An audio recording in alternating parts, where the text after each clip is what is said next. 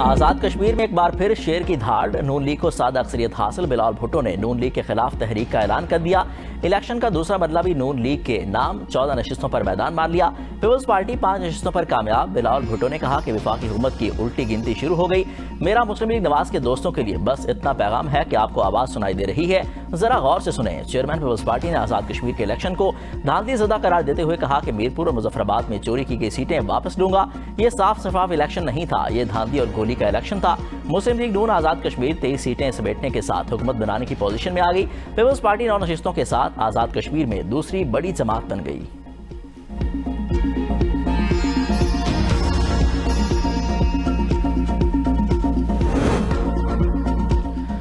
وزیر اعظم شہباز شریف کی آزاد کشمیر انتخابات کے دوسرے مرحلے میں کامیابی پر پارٹی کو مبارکباد۔ کہا کہ کامیابی قائد نواز شریف کی پوری ٹیم کی محنت کا ثمر ہے۔ مسلم لیگ نون کی قیادت نے آزاد کشمیر میں کامیاب انتخابی مہم چلائی۔ کامیاب کشمیریوں کا نون لیگ کی پالیسیوں پر اعتماد کا ثبوت ہے۔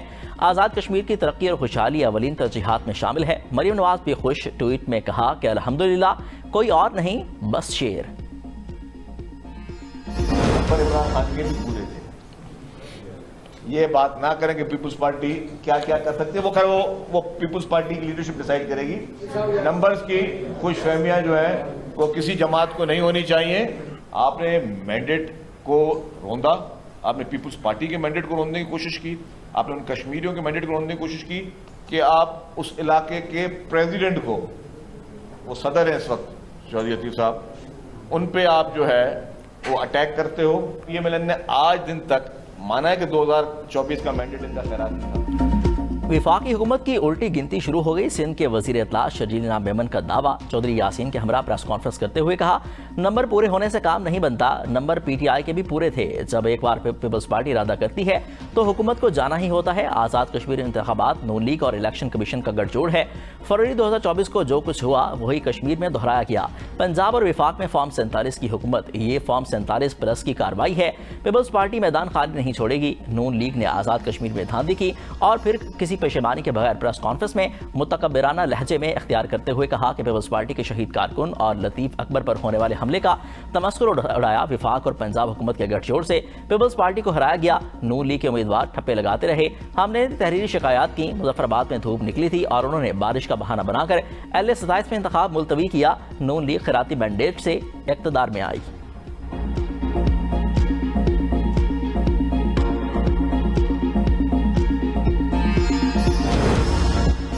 2024 کے عام انتخابات پر سوال اٹھائے جاتے ہیں تو سندھ حکومت پر بھی سوالات اٹھتے ہیں۔ الزام لگانے والے اپنے دعووں کے شواہد بھی پیش کریں۔ وفاقی وزیر اطلاعات عطا اللہ تارڑ کی میڈیا سے گفتگو، کہا کہ مخالفین کو آزاد کشمیر میں ہماری کامیابی ہضم نہیں ہو رہی۔ نون لیگ پر بلا جواز الزامات لگائے جا رہے ہیں، انہیں بے بنیاد الزامات کے بجائے اپنی کارکردگی کا جواب دینا چاہیے۔ پیپلز پارٹی کو تحمل اور برداشت کا مظاہرہ اور نون لیگ کی سادہ اکثریت کو قبول کرنا چاہیے۔ عوام جانتے ہیں کہ کس نے مسائل حل کیے اور کس نے صرف دعوے کیے۔ شرجیل میمن کے الزامات بے بنیاد ہیں۔ اپوزیشن انتخابی نتائج کو خوش دلی سے قبول کرے اور آگے بڑھنے کی سیاست اپنائے۔ گلگت بلتستان میں کامیابی پر نون لیگ نے جس طرح مبارکباد دی تھی، پیپلز پارٹی کو بھی آزاد کشمیر کے الیکشن میں کامیابی پر نون لیگ کو مبارکباد دینی چاہیے۔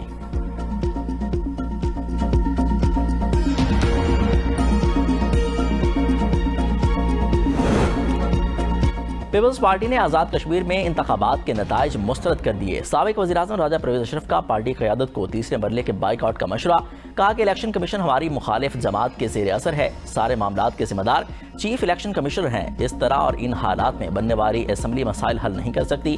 نیر بخاری نے کہا کہ آزاد کشمیر میں انتخابات غیر شفاف اور دھاندلی شدہ ہیں، پیپلز پارٹی انتخابی نتائج کو قبول نہیں کرے گی۔ ندیم افضل چند کہتے ہیں کہ آزاد کشمیر میں الٹرا فارم 47 والا الیکشن نظر آ رہا ہے۔ آزاد کشمیر الیکشن کمیشن کا کردار مشکوک ہو گیا۔ قمر زمان قائرہ نے کہا کہ ایسے انتخابات سے جو حکومت بنے گی اس کی کیا ساکھ ہوگی۔ آزاد کشمیر کا یہ الیکشن ہم سے چھینا گیا۔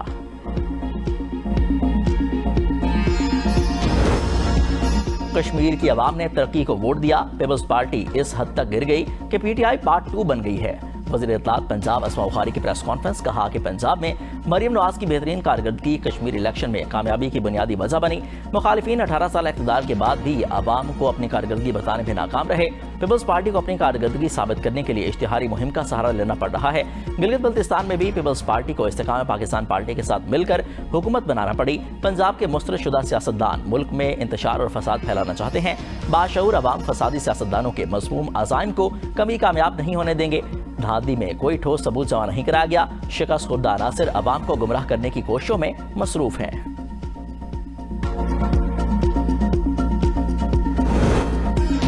मुजफ्फराबाद डिवीजन की 7 में से 4 नशिस्तें नून लीग के नाम। हल्का LA-25 नीलम से 1 से नून लीग के सदर गुलाम कादिर शाह 18,000 से जायद वोट लेकर जीत गए। LA-26 नीलम 2 से पीपल्स पार्टी के मियां अब्दुल वहीद 17,000 वोट लेकर कामयाब। LA-29 मुजफ्फराबाद से पीपल्स पार्टी के सरदार मुख्तार 19,000 से जायद वोट लेकर जीत गए। LA-30 हटियां दोपट्टा में नून लीग के मुस्तफा बशीर अब्बासी ने 17,000 से जायद वोट लेकर मैदान मार लिया।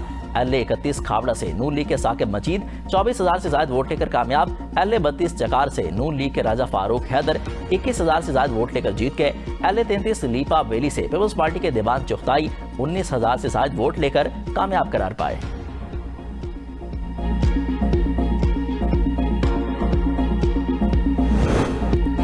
महाजरीन की 12 नशिस्तों में से 10 पर मुस्लिम लीग नून कामयाब। LA-34 जम्मू 1 से नून लीग के नासिर हुसैन 5,000 से जायद वोट लेकर जीत गए। LA-35 जम्मू 2 से नून लीग के इस्माइल गुजर 23,000 से जायद वोट लेकर कामयाब। LA-36 जम्मू 3 से नून लीग के एहसन रजा 27,000 से जायद वोट लेकर जीत गए। LA-37 जम्मू 4 से नून लीग की मरियम जावेद 28,000 वोट लेकर जीत गईं। LA-38 जम्मू 5 से नून लीग के ज़ीशान अली 13,000 वोट लेकर जीत गए। LA-39 जम्मू 6 से राजा सिद्दीक 10,000 से जायद वोट लेकर जीत गए। LA-40 कश्मीर वैली 1 से पीपल्स पार्टी के आमिर अब्दुल गफ्फार ने मैदान मार लिया।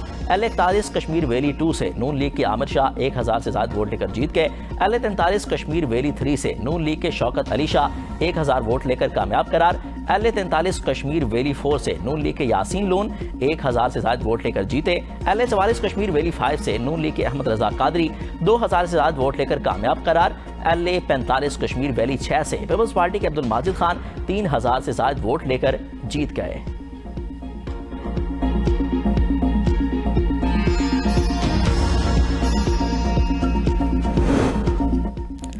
ज़राई तरक्याती बैंक आइस्को, फेस्को और गैपको की निजकारी। वज़ीर आज़म की ज़ेर सदारत निजकारी अमल में पेशरफ्त से मुतल्लिक जायज़ा इजलास। शहबाज शरीफ ने कहा कि निजकारी प्रोग्राम के तहत तयशुदा तमाम अहदाफ और टाइमलाइंस पर अमल दरामद यकीनी है। ज़राअत में किरदार बरकरार रखते हुए ज़राई तरक्याती बैंक की निजकारी का तरीक़ाकार वज़ा किया जाए। निजकारी के बाद भी किसानों को कर्ज़ों और माली वसाइल की फराहमी पर बैंक की तवज्जो बरकरार है। फी एकड़ पैदावार में इजाफे के लिए माली वसाइल तक रसाई बनाना ज़रूरी है। ज़राई तरक्की माशी और ग़िज़ाई तहफ़्फ़ुज़ की बुनियादी अहमियत रखती है। वज़ीर आज़म शहबाज शरीफ को आइस्को, फेस्को और गैपको के निजकारी के अमल पर भी ब्रीफिंग दी गई।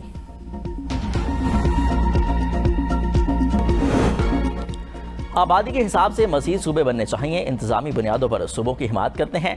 वफाकी वज़ीर मज़हबी अमूर सरदार यूसुफ कहते हैं, कौमी असम्बली और सेनेट में सूबा हज़ारा के बिल की किसने मुखालफत नहीं की। हज़ारा के अवाम मुत्तफ़िक है कि एडमिनिस्ट्रेटिव बुनियाद पर सूबा बनना चाहिए। 2011 में सूबों की तहरीक शुरू की। तमाम सियासी जमातों के नुमाइंदे तहरीक में शामिल थे। सीनियर सियासतदान महमूद मौलवी कहते हैं, इंतजामी बुनियादों पर नए सूबे बनने चाहिए और इसके लिए रेफरेंडम भी होना चाहिए। सिंध में इंतजामी यूनिट्स के क़याम से सूबे को किसी किस्म का नुकसान नहीं पहुँचेगा। सियासी इस्तेहकाम की खातिर अवामी राय जानने के लिए रेफरेंडम में कोई कबाहत नहीं।